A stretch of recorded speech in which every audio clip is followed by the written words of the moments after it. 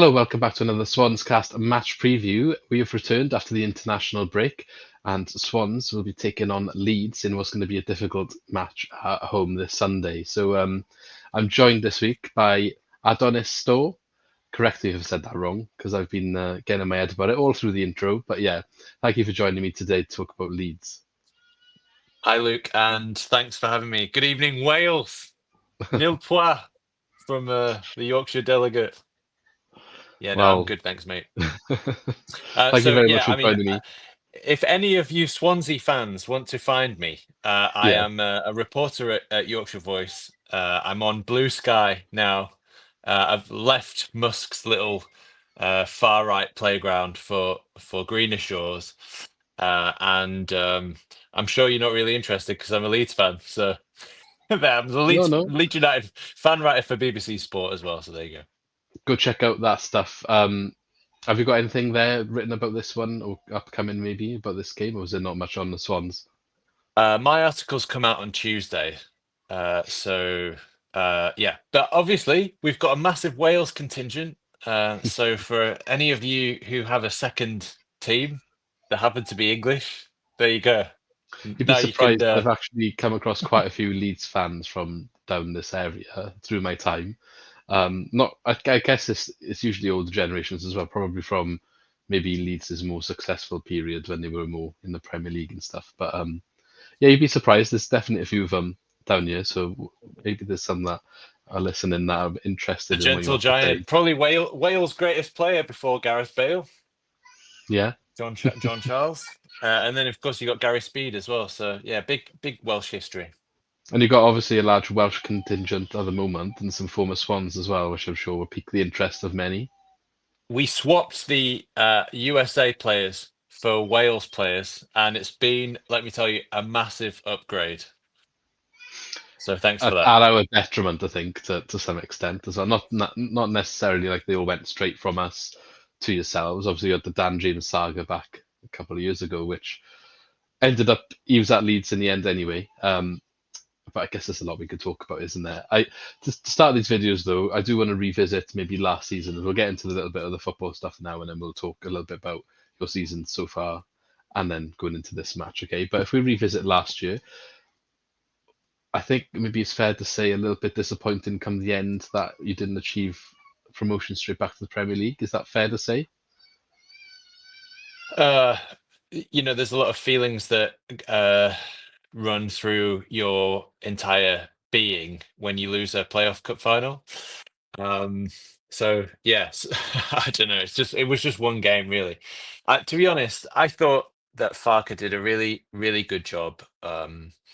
After a sort of a very difficult summer and 2 seasons previous where we conceded over 150 goals in two Premier League campaigns that weren't a joy to behold, including breaking the record for most goals conceded in a month in the Premier League, which was February, I think it was, where we just got absolutely battered every single week, like 6-0, 4-0, 5-0. And yeah, it was a bit of a wake-up call going up and just seeing what the Premier League's become, just sort of, a playground for yeah, I mean, even to try and compete, you've got to be a sort of corrupt oil state, or funded by a corrupt oil state. So yeah, coming down, uh, the club was actually sold. I mean, you're going through that process now, but it was quite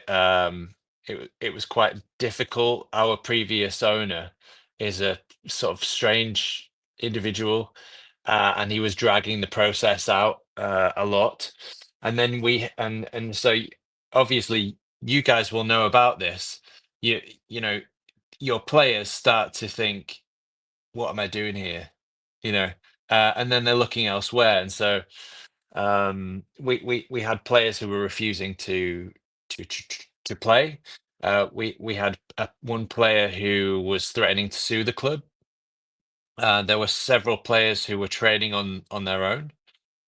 And so there was this massive upheaval at the start of the season, but Farker got it together, and I thought we were playing. We played really decent football. We went on a sort of, I think we won 9 games in a row. We didn't concede a goal from open play in 2 months, I think it was, and that was mainly down to Ethan Ampadu and Joe Rodon, that centre back partnership. So yeah, I don't know. Southampton deserved to go up as well. They had a 25 match unbeaten run last year. You can't say that Leicester and Ipswich didn't deserve to go up because they played magnificently as well. So I think it was just a case of it was a 4-horse race, and we just were unfortunately the fourth horse. Yeah, actually, it was a bit of a crazy season. The top end having the quality that the four teams really provided. I think only ever looked like the four of you getting the automatics and the other playoff spot. It ended up playing out that way. I think a couple of you had a good go at trying to give up the second place at the end of the season, and then even Leicester had a go at trying to not give it, not win the league. I think at one point. Um, but ultimately, yeah, no, I think the quality of the top teams that went up last season was quite high for this league, one of the highest that we've seen in some time. And I think maybe I was saying obviously disappointed for yourself to not go up last season. I think from the outside perspective, obviously Swansea fan and the media, whatever, probably had Leeds down as one of the favourites. But I guess in the context you just spoke about, is some of the stuff we don't see necessarily unless you're in the fan base. So it's good insight there. I didn't realise a lot of that stuff was going on. I know obviously there was the influence of the American influence you already spoke about, and the manager that came in and maybe didn't do the best job before you got relegated. But yeah, nice to see you kind of over that hurdle. It gives us a little bit of hope, I guess, going forwards with what we're going through now. Um, More a little bit earlier on in the stage, I think. Some details still sparse about that, but a lot of Swans fans are hopeful now with that news. So yeah, hopefully we can go down the same route. Okay, so going into this season, I guess you take the disappointment of sorry, I've just set off my Google AI somehow. Ignore that.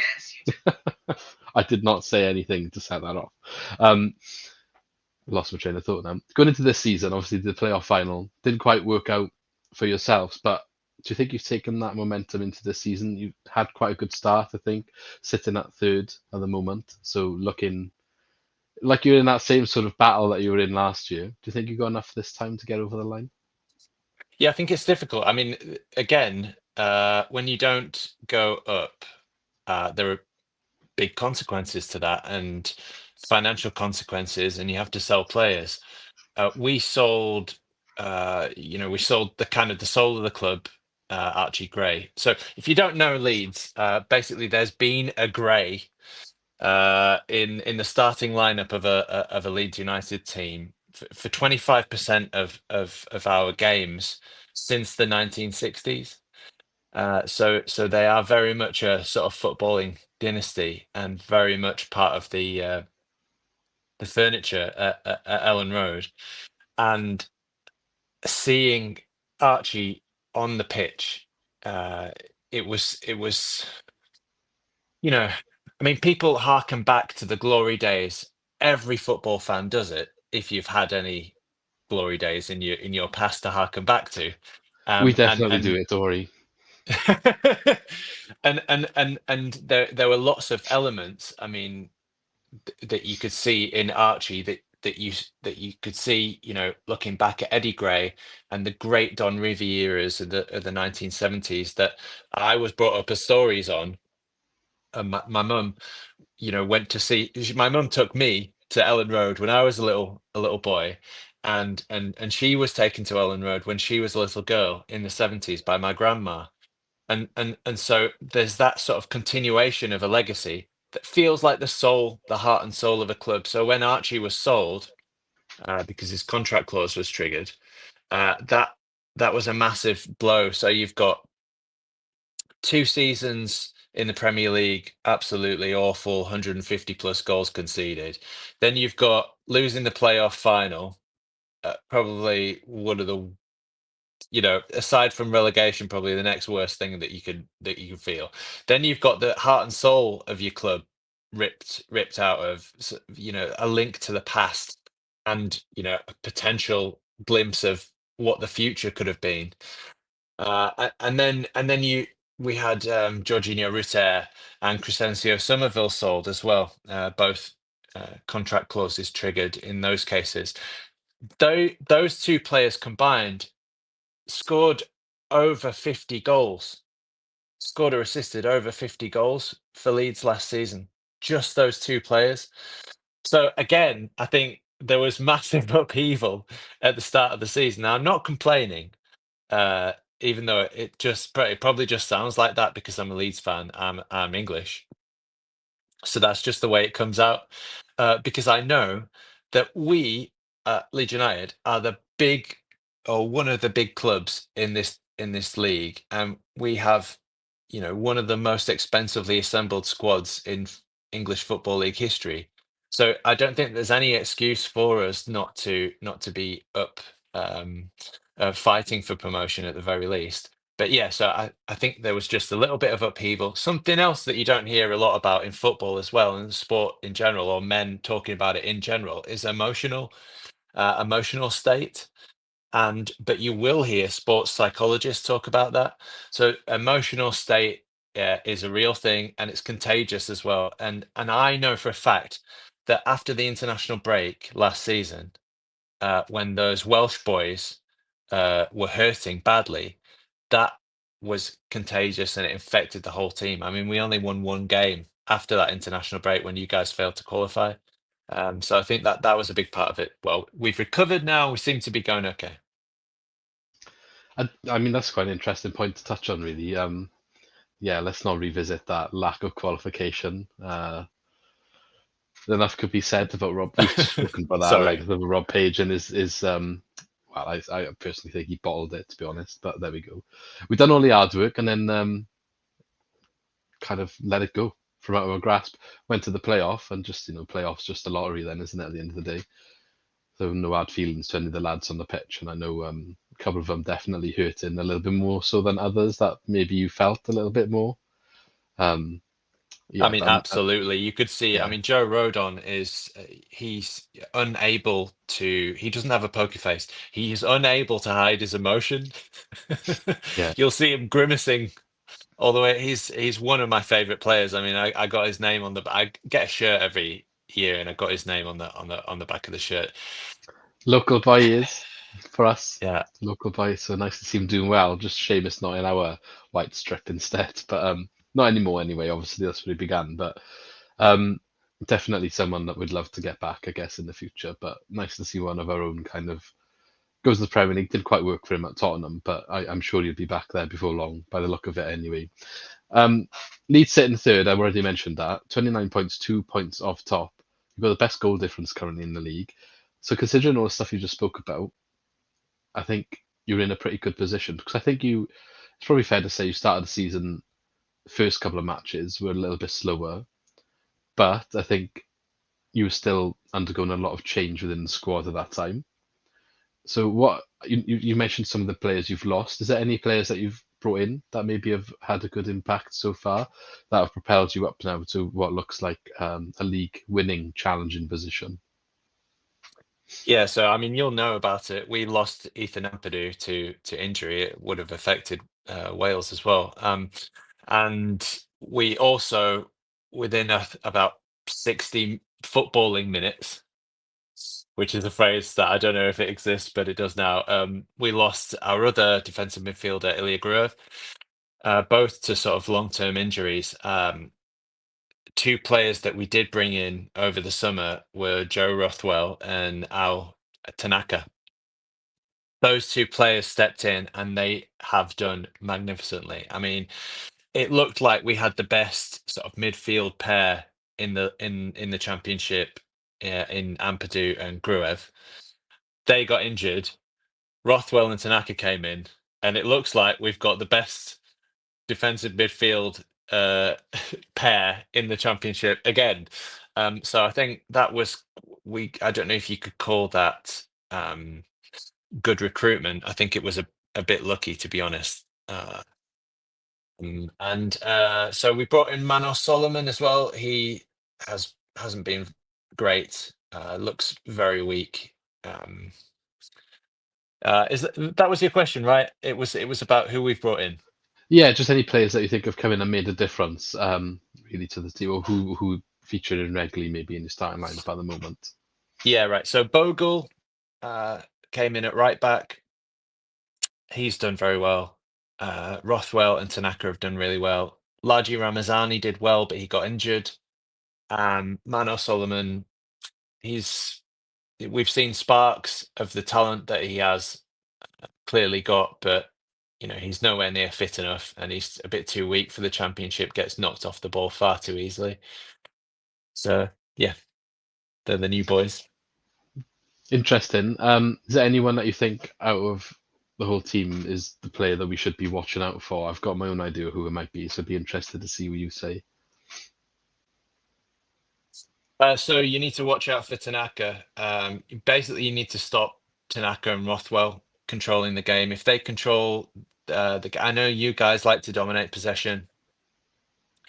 You're going to find that difficult against us. So what I would suggest that you do to Leeds is try and put pressure on those guys, and if you bully them, do what Millwall did, which was so. I don't know. Nobody likes to see their own team get outfought and They did it outbullied. to us as well, don't worry. They did the same thing. 1-0 late goal, which was probably undeserved, but I guess they wouldn't tell you that. Yeah, I'm sure you probably feel the same way. If you want to get promoted out of this league, you have to beat teams like that. And when Leeds when we got promoted as champions under Bielsa, that team could beat anybody. It didn't matter how they decided to play against us. If they wanted to perform a bit of the housery, we could give that back, and we Yeah. had the players to do that. We were steely and wily, experienced, and if you bullied us, we'd bully you back, and that was a danger sign to me. If you get bullied by a team like Millwall, so um, yeah.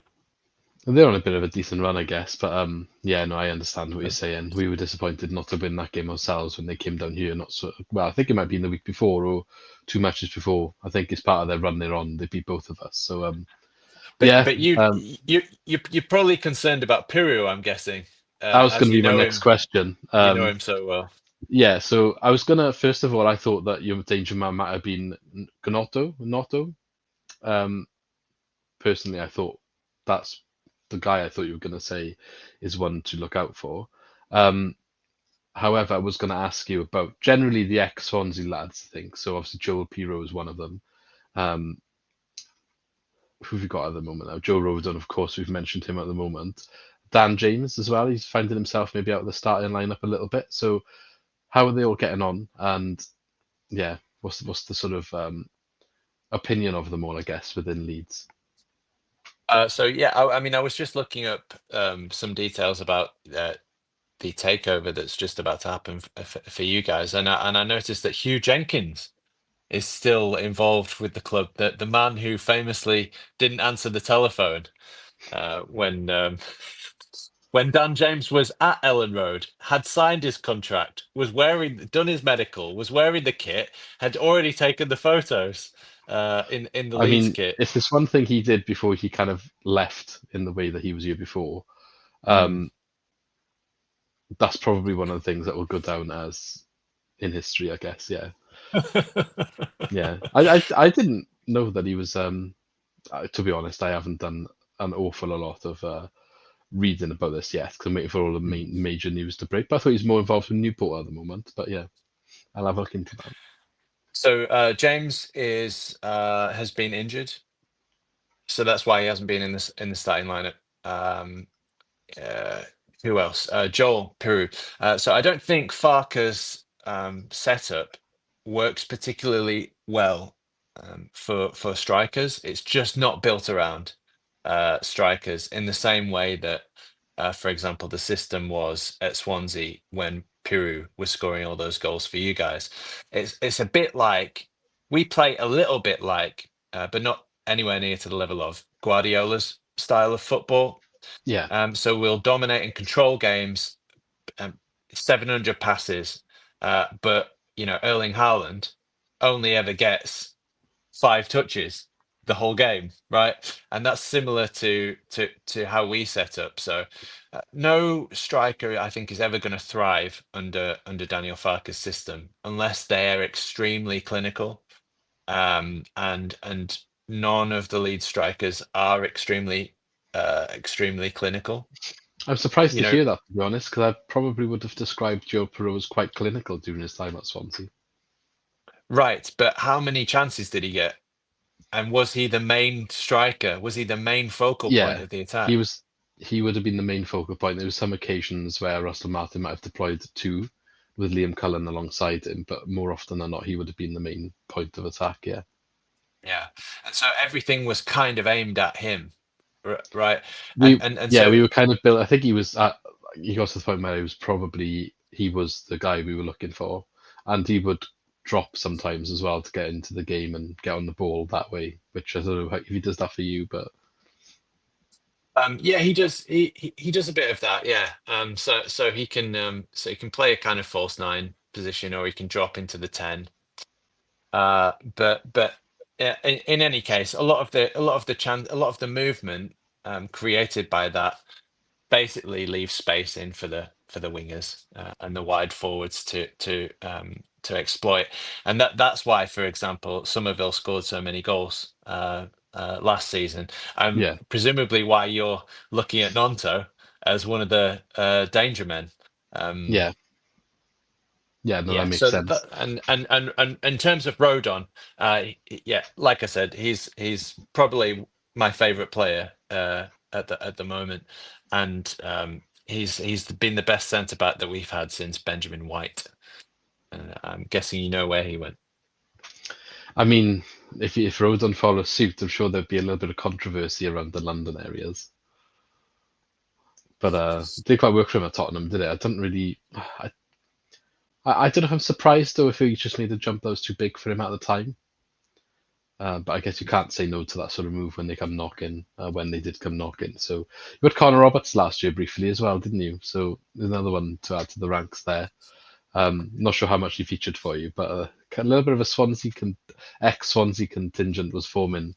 Um, I think we got eyes on uh, a return of Connor Roberts at some point in the future. There's been a little bit of speculation this week.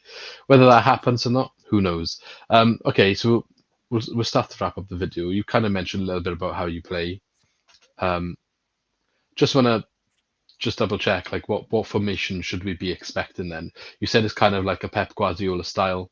Striker maybe doesn't get into the game so much, but should we be expecting then a 4-2-3-1 or 4-3-3 sort of system? Yeah, so it's 4-2-3-1. It's very, very solid. I think we're one of the few teams that have conceded fewer goals than you guys. So yes, extremely solid. You'll have um, Byram. So Firpo is suspended. So you'll have Byram at left back. There will be who will it be? Bogle, Strauk, um, Byram. I said that. Rodon. Uh, then it's going to be Tanaka, Rothwell. um, I don't know if James will play. It'll be Nonto, Aronson, Hiru. Yeah, something like that. Of But course, four two Piru's going three to play. one. Yeah. It will be Piru. Yeah, I mean, you would play the X man returning, wouldn't you? He knows the pitch. I assume that makes a difference. Um, 4-2-3-1. So we'll pass you to death. If you allow us to, there'll be a lot of tentativeness. We're absolutely awful at set pieces. I think it took us, I think, over 200 corners to get a goal from a corner, um, which we just broke that record. So don't worry, we're very far away from scoring again from a corner or a set piece. But yeah, that's about it really. We dominate games. We create a fair few chances. We don't really have anybody who's sort of firing, but because we dominate games so heavily and we create so many chances. Eventually, one goes in. Usually. Fair enough. Anyone that worries you from our squad that you've been made aware of? I know you might not have watched us so much this season. Honestly, I haven't watched any. I haven't watched any Swansea, and It I'm does surprise I'm me. It's the answer again every week at the moment. I'm studying as well. I'm doing a master's degree in journalism, which is massively full on. It's very taxing and time consuming. In addition to some of the other things that I'm doing. I'm just having a look at your squad now. Let's see. Alan, is he still kicking around? Is Yeah, that right? yeah, Joe Allen. Yeah, Jesus. he's still there. Can he I don't know still if he'll run? I don't know if he'll start, to be honest. I think he might not start this game, especially if he played for Um, Wales in the week, which I think he did come off the bench. right. Well, I mean, you can tell me Yeah. more about Um, Swansea than I can tell you about them. Ronald is probably the danger man on the wing. He's been blowing hot and cold this season, but I think he's come into a little bit of form again since our results have picked up a little bit. Seems to have found his, I don't want to say mojo. I don't think he ever lost his mojo, but when players sometimes get found out a bit and they get into a bit of a slump, I think he was in that for a little bit of a period. So hoping that he's kind of got over that now. Sometimes it takes you beating a couple of players to remember how to do it, I guess. But yeah, he's the spark. He's the one we look to quite often to make things happen on the wing. And the other one I mentioned, not necessarily because he's been on fire this season, but Liam Cullen just had an absolutely extraordinary match in a Welsh shirt. Um, Basically, got player of the match in the game and well, not single-handedly, but he had an input in all four goals that basically got us promotion in the Nations League in the week. So scored two and No, assisted two. So it I was did nice to see see that. Now that. you mentioned it. Yeah, I did Yeah, see nice to that. Now see you that. mentioned So it. I'm hoping that they could bring that sort of form into Swansea. You said about what did you say earlier about the mentality thing that comes in over. Yes. So emotional state is contagious.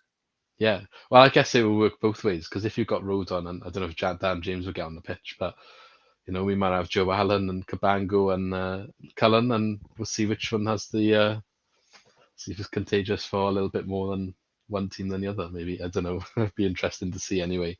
Um, Okay, thank you very much for joining me anyway. I have one last question I ask everyone, just as a little bit of a, not football, or not this match related anyway. The question I'm asking at the moment is, what is the best ever away day that you've been to? I know it's one that stumps people on the spot, but we get a good answer normally, so be interested to see what you have to say. Yeah, this is interesting. Okay, so it's very difficult for Leeds fans to get away tickets, and I have actually been out of the country for 20 years. I've just moved back. When I when I was growing up here, I was a kid. Me and my mum had season tickets for 8 seasons in a row. Seen a lot of home matches. I can't. I wonder.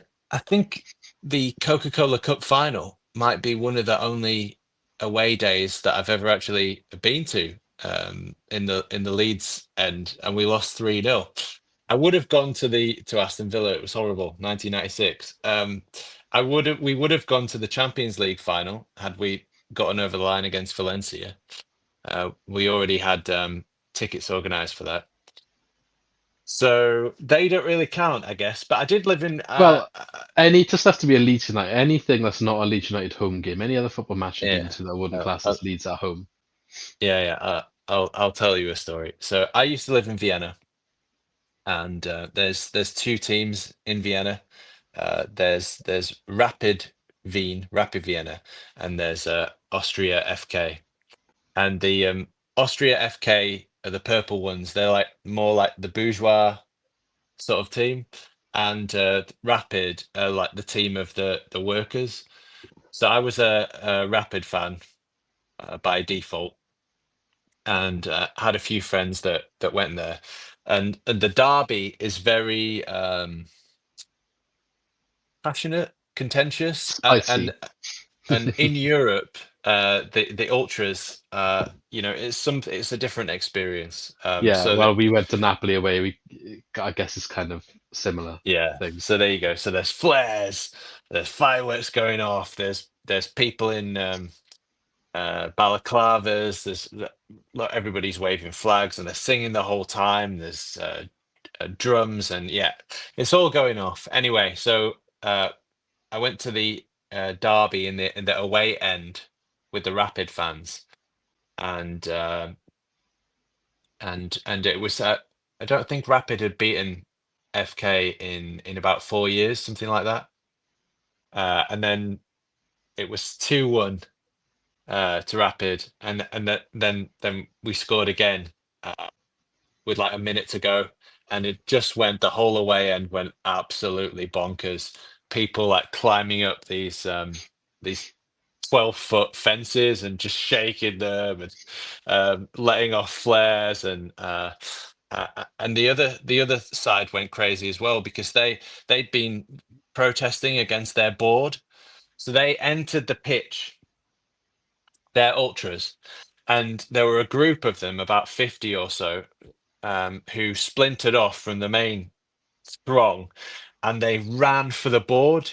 And the board absolutely legged it. The chairman and the owner and everybody, the president, they were out of the the little stand section. And these ultras, they hopped it. They were on the pitch. They hopped over the advertising hordes, and they just ran and they ran up the stand and ran into the chairman's end. And then you've never seen so many police at a football match.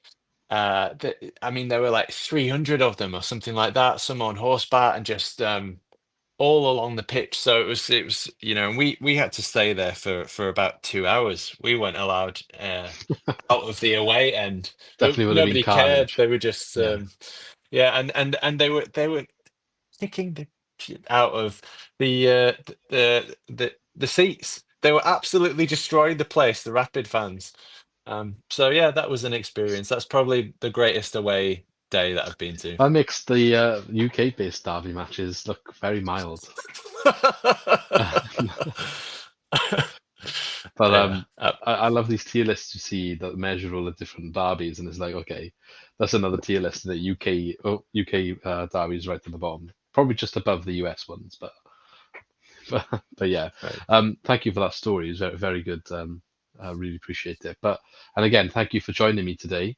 Hopefully, not too much good luck for the weekend, but other than that, good luck in your quest for promotion this year. As much as I'm not necessarily a Leeds fan, I wouldn't begrudge some of our former players getting up to the Premier League, and obviously Joe Rodon especially didn't quite work the first time, but it'd be nice to see him get a proper chance. I think with a team that he's perhaps a little bit more valued in than he was perhaps at Spurs. So, and for Wales as well, it's a positive, isn't it? Especially going into hopefully another tournament in the future. So thank you, Adonis. Do you want to remind where we can maybe find you on your socials, and then we'll call it a day. Yep, thanks, Luke. So yes, you can find me on the BBC Sport Leeds United feed, which you can go onto the app and you can follow Leeds and ring the bell and get alerts for every time something comes up on the feed. My articles will come out on Tuesday lunchtimes. You can find our podcast. It's the Roaring Peacock podcast. And yeah, I am now going to be migrating to Blue Sky. I'll keep my X profile open, but I'll mainly be posting there. So yeah, thank you very much for having me, and we'll try and look after your Welsh lads for you. Thank you very much. And yeah, catch you later in the season maybe, but good luck for the rest of the season. Nice one. Cheers, Luke.